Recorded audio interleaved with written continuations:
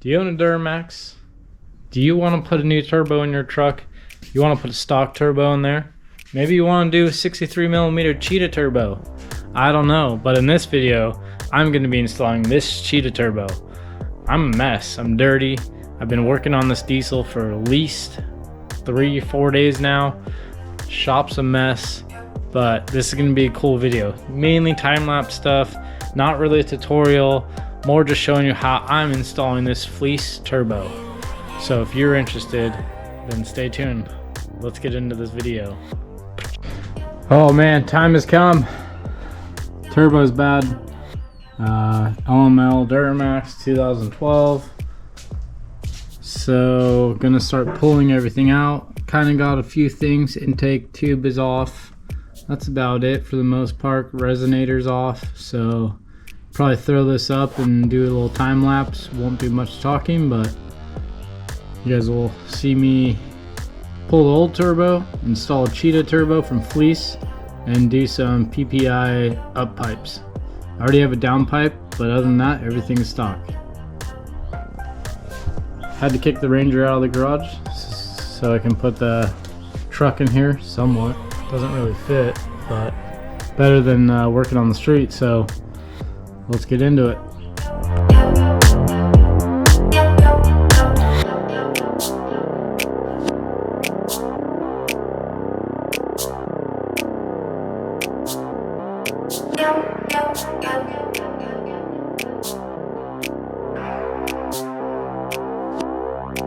We're going to be doing PP downpipes.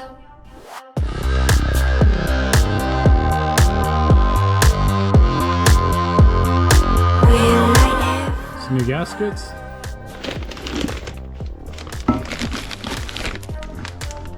Okay, some comparisons. This is the driver's side. There's absolutely no kink in it.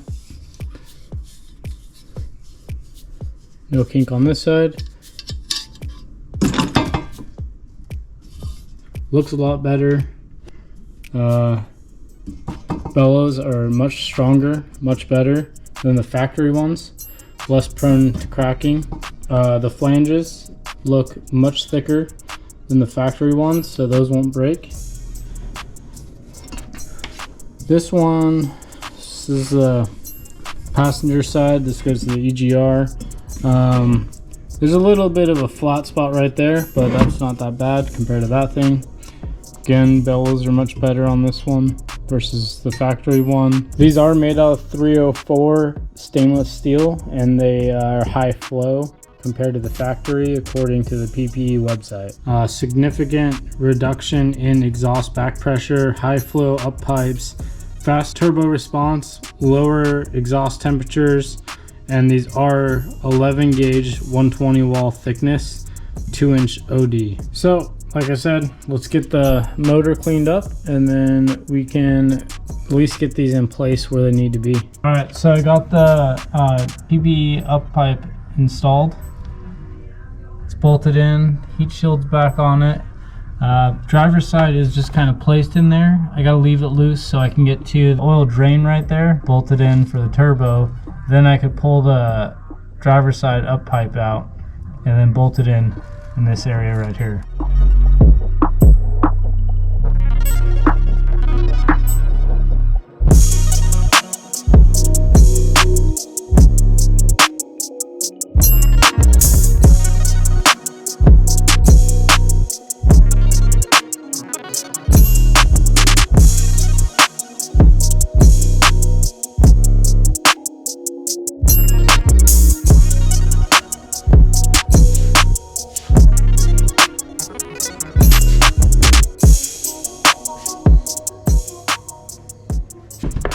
Guys,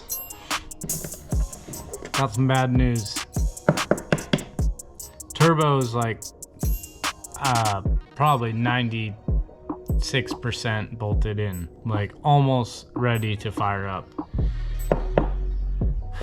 There's a coolant line that bolts to the center section of the turbo, and that is not correct on the turbo. I just spent almost a week putting in their after hours like here and there when I could after work. Just got off the phone with Fleece confirming that it is the incorrect turbo and the turbo needs to come back out. Fleece definitely did step up and admit that they messed up, and they're gonna send me a CP3 conversion kit for my trouble. That's very generous of them. It's over $2,000 worth of parts, and that is a part on this truck that is very known to explode and just kind of destroy the whole truck. So bright side, I guess I'm gonna have a CP3 conversion on there, and that's good for the truck, and start pulling this thing out. So I'm gonna throw you guys back up there and time lapse this again. Let's see how that goes.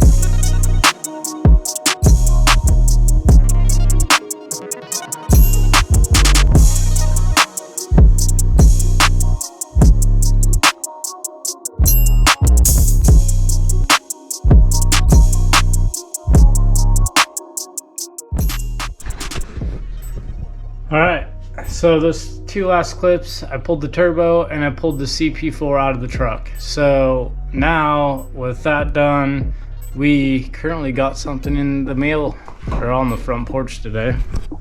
My new seat, that's the turbo and the CP3 conversion kit from Fleece. They next stayed the turbo, they next stayed the CP3 conversion kit, so that's awesome. I still appreciate them. I understand things happen. I'm not gonna get upset about it. So anyways, if you guys want to see part 2, that's gonna be next Friday. I'm gonna cut this video right now because this video has been long enough. And I do have a little bit of advice. So if you guys are doing this stuff, it's not easy, but it's not really that hard. It's just time consuming. And honestly, just take your time, enjoy the process. Don't get mad. Don't throw your wrench across the room, because guess what? Your dumbass has to go pick it up if you do that.